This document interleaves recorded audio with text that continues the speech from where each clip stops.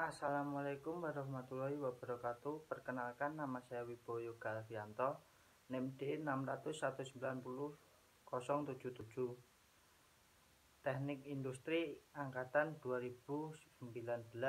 Di sini saya akan melakukan post-tes praktikum pemrograman komputer dari modul 1 sampai dengan modul 4.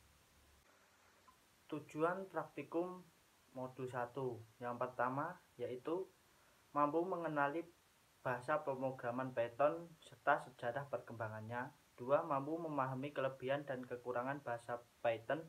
3. Mampu memahami konsep dan struktur bahasa pemrograman Python. Keempat, mampu menerjemahkan algoritma dan flowchart. Dan yang terakhir adalah mampu membuat aplikasi sederhana. Yang kedua adalah pengertian Python. Python adalah bahasa pemrograman dinamis yang mendukung pemrograman berbasis objek. Python didistribusikan dengan beberapa lisensi yang berbeda dari beberapa versi. Namun pada prinsipnya Python dapat diperoleh dan dipergunakan secara bebas. Kelebihan Python. Python memiliki kelebihan antara lain: 1. Mudah untuk digunakan untuk mengembangkan sebuah produk perangkat lunak, perangkat keras, Internet of Things, aplikasi web maupun video game. 2. Memiliki keterbacaan kode yang tinggi sehingga kode mudah dipahami. Yang ketiga, merupakan bahasa pemrograman yang didukung oleh ekosistem Internet of Things. 4. Pemrograman berorientasi objek. Dan yang terakhir adalah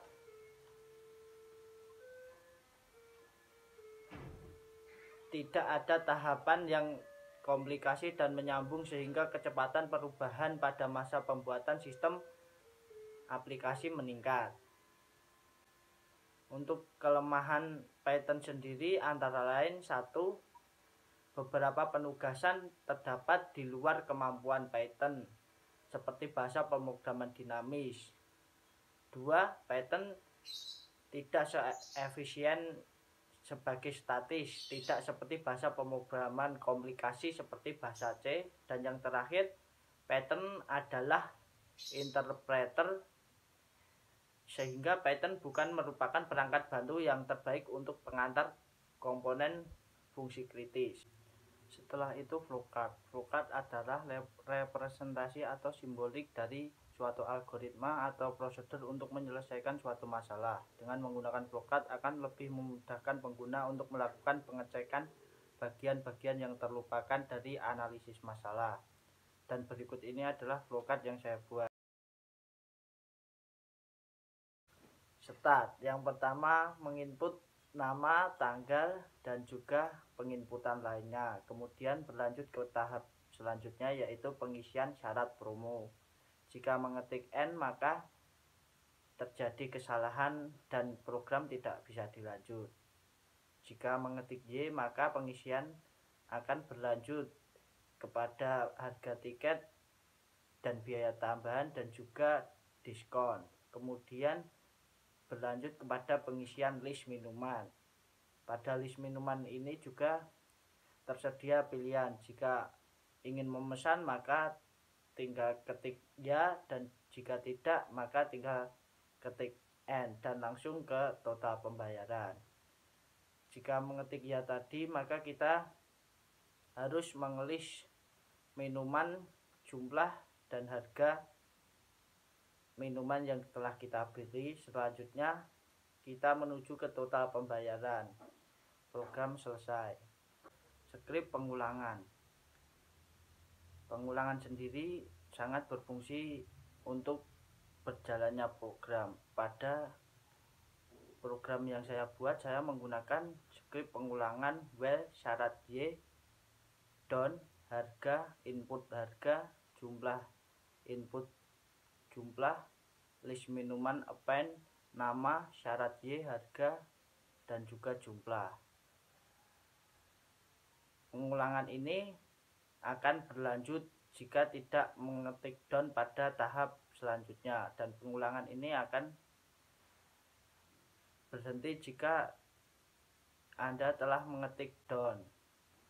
Untuk pengulangan for, saya menggunakan for dictionary in list minuman total tambah integral dictionary jumlah kalikan for dictionary harga, yang berfungsi di mana total pembayaran dapat dijumlahkan atau ditotal dengan cara perkalian antara jumlah dengan harga. Fungsi pengandaian. Pengandaian merupakan salah satu hal yang terpenting dalam bahasa pemrograman. Pengandaian memiliki 3 macam, yaitu satu if yang digunakan untuk mengantisipasi kondisi yang terjadi dalam jalannya program. Kemudian selain if juga terdapat else dan juga elif. Dan berikut ini merupakan skrip pengandaian yang saya buat, yaitu di diskon. Untuk if syarat lower y, itu berfungsi untuk mengonfirmasi dengan mengetik y untuk melanjutkan ke tahap selanjutnya. Elif syarat lower n, mengetik n maka program akan berhenti dan akan berlanjut kepada else print mohon maaf terjadi kesalahan, yang berfungsi untuk memberikan pernyataan jika program itu sudah tidak bisa berjalan lagi dan mengulang dari awal. Dictionary berfungsi untuk mengintegrasi elemen-elemen yang berada di sebuah list. Dan di sini menggunakan tipe float yang digunakan untuk menyatakan bilangan. Modul 2 yaitu Python GUI dan PySet 2. Tujuan praktikum modul 2 antara lain 1. Mampu membuat aplikasi sederhana menggunakan PySet 2 dan mampu menerjemahkan aplikasi dari Python dasar menjadi GUI.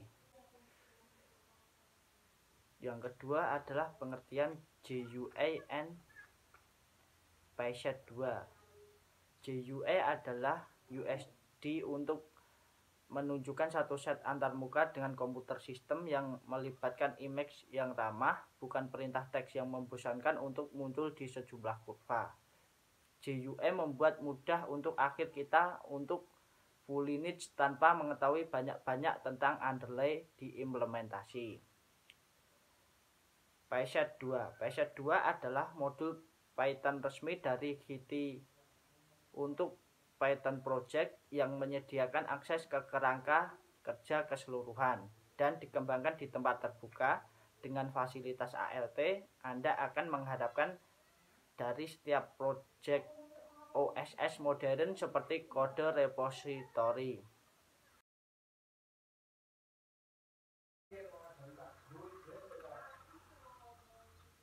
Pada PySet 2 saya akan menjelaskan skrip kalkulator tentang gaji karyawan per bulan, mulai dari yang teratas yaitu import SJS sampai dengan GWidget import bintang. Ini berfungsi untuk mengimport modul-modul yang ada di dalam sebuah PySet 2 atau data dari PySet 2. GWidget berfungsi untuk menampilkan dasar-dasar widget yang akan digunakan pada program yang akan saya buat. Yang pertama yaitu GWidget Desktop, yang berfungsi untuk meletakkan tabel pada center atau pada tengah yang telah kita buat sebelumnya. Setelah itu Hue icon atau icon, ini bertujuan untuk membuat icon pada pojok kanan atas, yaitu ini. Kemudian Hue label berfungsi untuk membuat tabel atau membuat label-label nama seperti nama pegawai, gaji per hari sampai dengan gaji total. Selanjutnya fungsi akan kita lanjutkan di running. Pada running nama pegawai saya buat dengan cara combo box. Combo box ini berfungsi sebagai daftar pilihan atau data yang akan dipilih. Berikut ini adalah datanya. Pada baris kedua saya menggunakan Highline Edit. Pada Highline Edit berfungsi sebagai mengubah tag atau tag yang di dalam Highline Edit dapat diubah. Untuk baris yang ketiga saya menggunakan Spin Box yang digunakan untuk menghitung total berangkat pegawai dalam 1 bulan. Baris yang keempat saya menggunakan Combo Box kembali, tetapi berbeda topik, yaitu dengan data yang dipilih adalah jam lembur. Untuk yang Highline Edit pada baris kelima sama dengan baris yang kedua, dan yang baris keenam Highline Edit ini tidak bisa diedit karena telah di set ready only true atau benar. Selain itu saya juga menggunakan Push Button. Push Button berfungsi untuk membuat tombol yang dapat dieksekusi. Begitu pula dengan Push Button pada clear dan juga Push Button pada back. Keyframe Layout. Keyframe Layout sendiri berfungsi untuk mengatur tata letak atau letak dari layout yang telah kita buat. Saya juga menyertakan fungsi pengandaian if, else, dan juga elif. Saya juga menyertakan operation aritmatika, yaitu seperti pertambahan dan juga perkalian. Selain itu saya juga menggunakan Message Box yang berbunyi warning apakah Anda ingin mengubah, dan terdapat 2 pilihan, yaitu yes dan no. Jika Anda mengambil yes, maka program tersebut akan di-clear atau penginputan data tersebut akan dihapus. Sedangkan jika no, maka penginputan data tersebut tidak jadi dihapus atau dibatalkan. Kemudian Dev Mulai. Dev Mulai digunakan untuk kembali ke menu utama, dan if name sama dengan main apps application yang digunakan untuk membuat aplikasi. Dan berikut ini adalah percobaannya. Nama Andi, total berangkat 11 hari, lemburan 3 jam, total gaji clear. Ketik yes, maka penginputan data tersebut dapat terhapus, dan ketik back untuk kembali ke menu utama.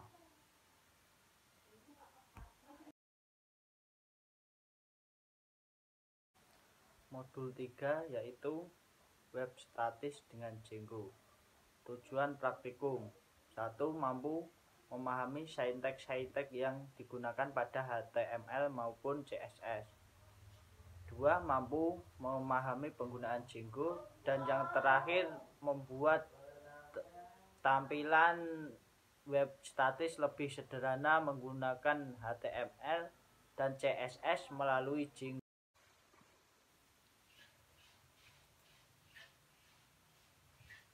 Berikut ini adalah cara membuat atau membuka Start Apps dan juga Start Project. Maka sebelumnya kita harus menuju ke CMD. Setelah itu kita ketik cd. Setelah itu kita ketik Django admin Start Project. Start Project nama atau project yang akan kita buat. Contoh, kita membuat post test.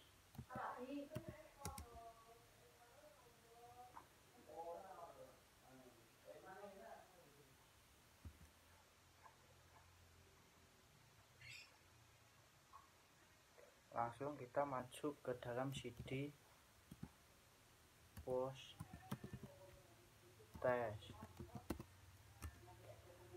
Untuk membuat startup sendiri, kita langsung saja ketik django.admin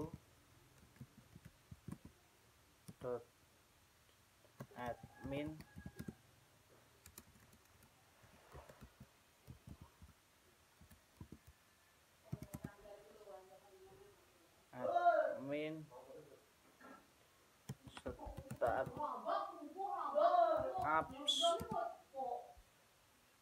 aplikasi apa yang atau apps apa yang akan kita buat, contoh aku.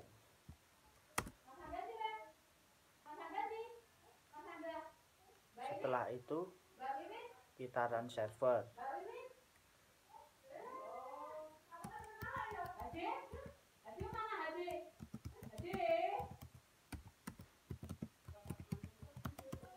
Run server.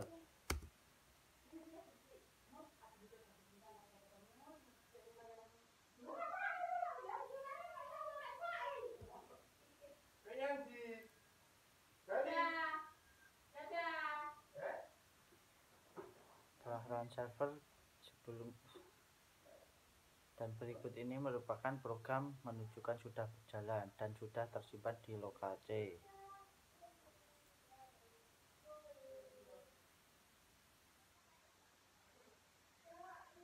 Berikut ini adalah apps-nya aku. Ini adalah cara pembuatan web statis, yaitu membuat folder template pada app maupun project. Yaitu pada project kita tinggal tekan project paling luar, yaitu di project saya Wibowo, dengan klik new folder, diberi nama templates. Setelah itu sudah muncul templates. Pada templates, untuk memberi HTML-nya, maka kita tinggal klik new file, kemudian kita dengan nama boy.html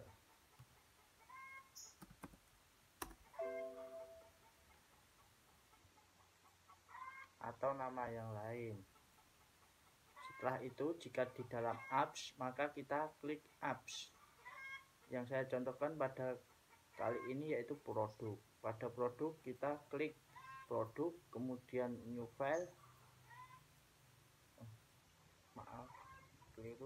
kemudian produk, kemudian new folder dengan nama templates. Setelah itu, pada produk tersedia templates. Di dalam template pada produk, maka kita harus menambah atau membuat satu lagi folder, yaitu sama dengan nama di awal, yaitu produk. Setelah itu, di dalam produk baru kita isi HTML sama persis seperti yang dilakukan pada template yang berada di dalam project. Selanjutnya yaitu penjelasan script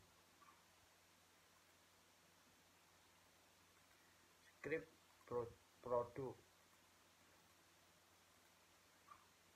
Pada produk terdapat load statis yang berfungsi untuk memuat statis atau data-data statis yang terdapat di dalam program ini.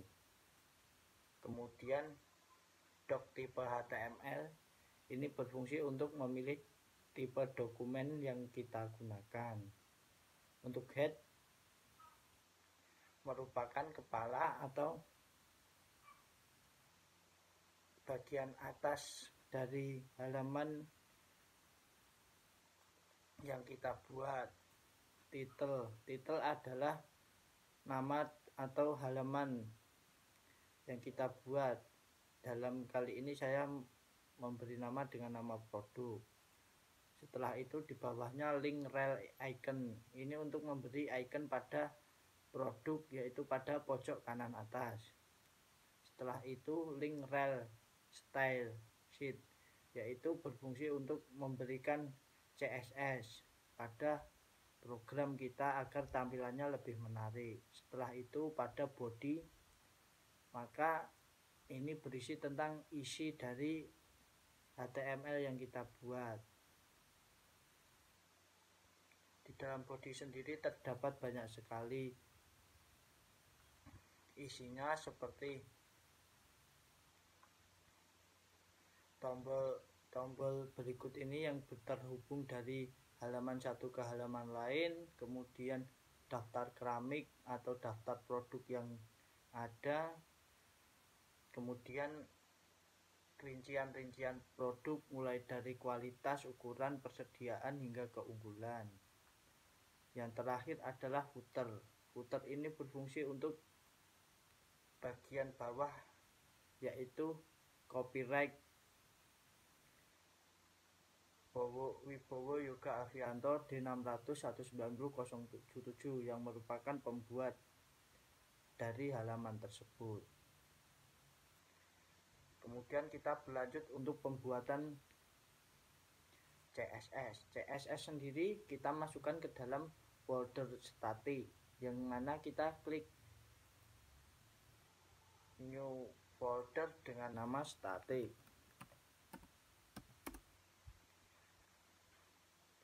Setelah itu muncul folder static, dan di static ini kita membuat file seperti sebelumnya dengan membuat file, tetapi di bagian belakangnya kita pakai .css. Sekarang fungsi dari CSS. CSS untuk kelas CGUL, yaitu background color berwarna atau kodenya pagar FAF0E6. Ini merupakan background untuk kelas CG. Kemudian border bottom color, yaitu berwarna hitam.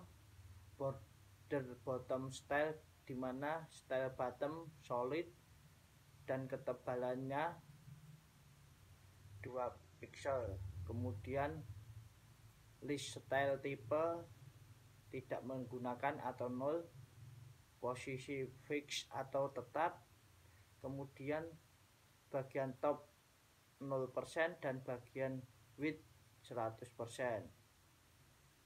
Untuk kelas CG pada UL dan LI display, pada display kali ini saya menggunakan inline block dan posisinya relatif. Begitu juga dengan kelas-kelas lainnya. Background juga dapat diberi dengan image, yaitu dengan background image URL nama image.jpg atau png.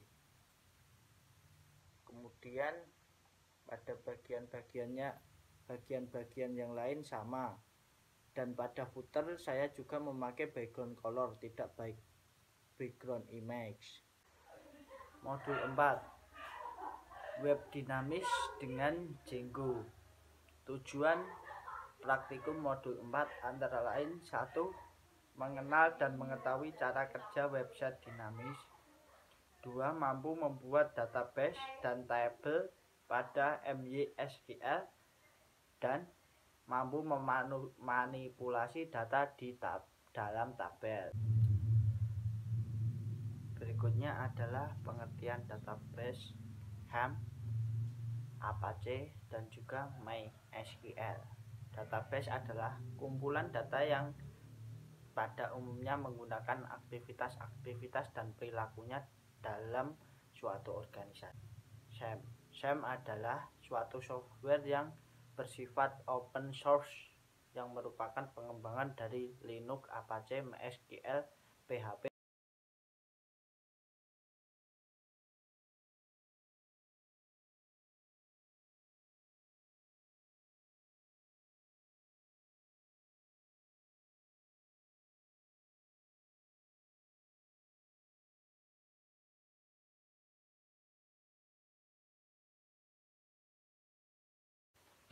Manfaat database bagi perusahaan. 1.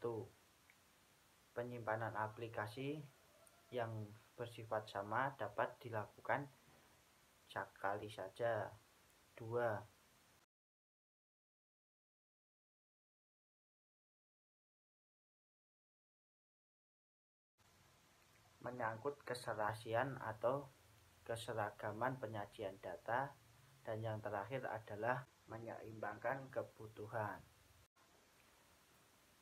Berikut ini merupakan cara mengupdate, meng-read, create, dan juga mendelete program atau database. Yang pertama kita buka dashboard, init, dan juga pada views. Pada views telah digambarkan bahwa dev update sampai dengan dev create sudah tersedia, yaitu sampai sini. Setelah itu kita pergi ke migration. Ini merupakan penyimpanan data pada localhost di database. Kemudian langsung saja kita pergi untuk mengaplikasikannya. Klik dashboard, kita coba untuk mendelete data. Setelah itu kita coba untuk mengupdate. Mengupdate sendiri bertujuan jika terjadi typo saat penginputan database. Tinggal diganti. Setelah itu tambah, maka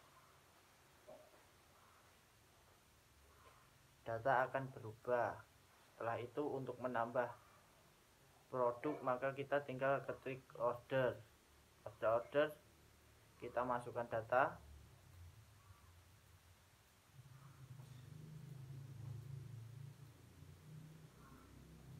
Langsung kita tambah barang, maka data yang tadinya 16 sekarang berubah menjadi 17. Manfaat website dinamis